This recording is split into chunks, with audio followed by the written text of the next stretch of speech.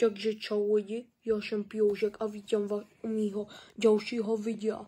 A dneska vám povím o tom, jak jsem byl na záchodě a skvrna mě pokakala.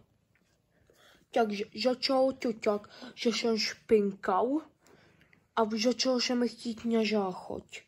Tak jsem šel na záchod a ona pak tam přišla skvrna a pokakala mě. A je to extrémně vadilo. Takže mě potom si mě nikdo nahradil, protože jsem šmeděl.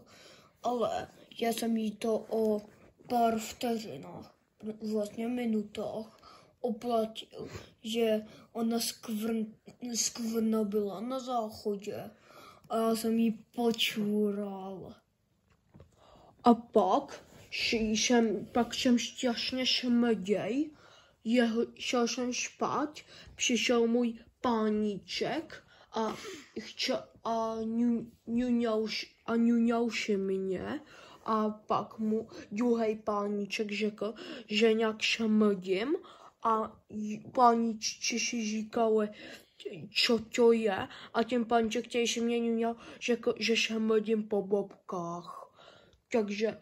Takže pak si mě neňuňali a pak jsem se musel celý umývat jazyčkem a bylo to absolutně nechutný. To fakt nechcete zažít. Skvrna tohle fakt nezvládla.